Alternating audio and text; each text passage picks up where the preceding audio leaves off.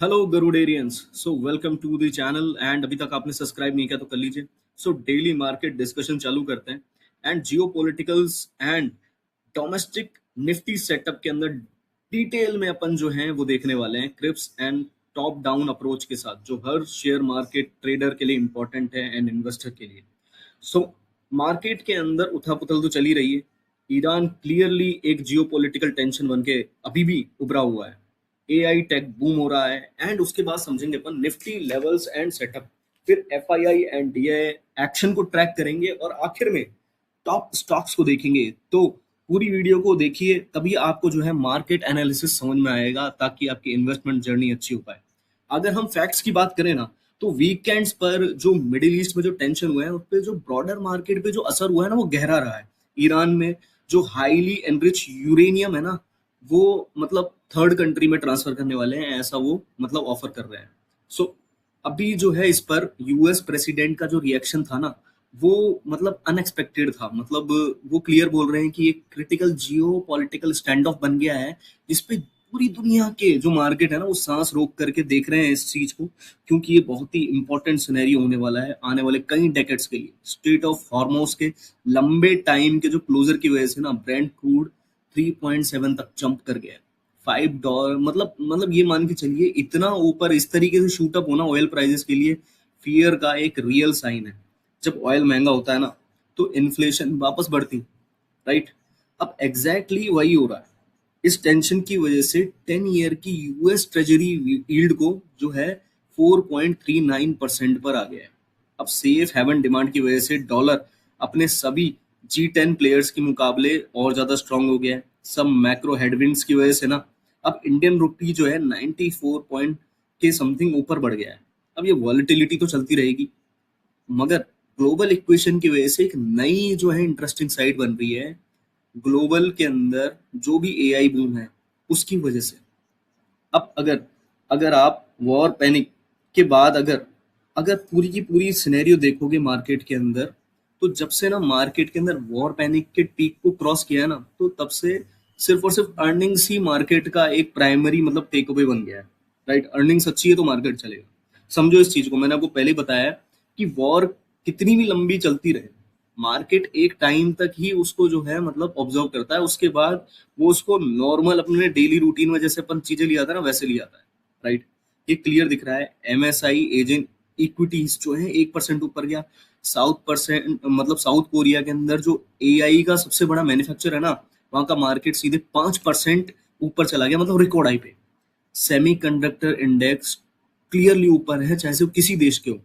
Traders जो है ना क्लियर देख रहे हैं कि chip making and ROM making and AI के जो सॉफ्टवेयर जो बना रहे हैं ना उसके अंदर दवा की इन्वेस्टमेंट हो रही है आज के टाइम पे। अब आज के ट्रेडिंग सेटअप के अंदर क्रूशल डेटा देख लेते हैं।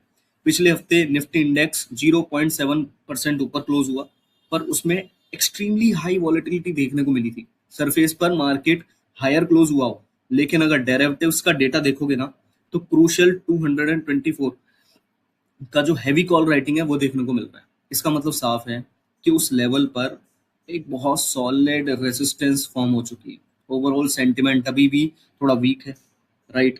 ऐसे के अंदर 2000 मतलब 24,200 का जो लेवल है वो बहुत ही मतलब एक मेजर रेजिस्टेंस का काम करेगा, राइट। इसको क्लोजली वॉच करना है। स्टेप टू, अगर निफ्टी 24,200 के नीचे सस्टेन कर रहा है ना तो वीकनेस बढ़ती जाएगी। और अगर 24,050 24,050 के जैसे ही नीचे आ जाएगा तो एक करेक्शन देखने को मिल सकता है।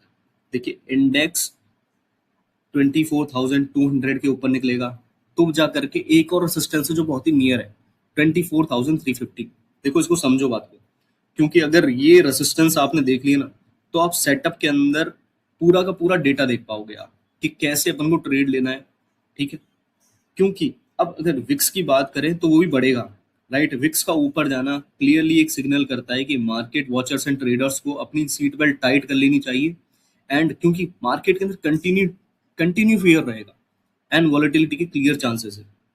देखो एफआईआई की अगर बात करें तो बहुत ही क्लियर है क्योंकि वो इंस्टीट्यूशनल मनी को भी ट्रैक कर रहे हैं, वो मतलब अर्निंग्स को ट्रैक कर रहे हैं।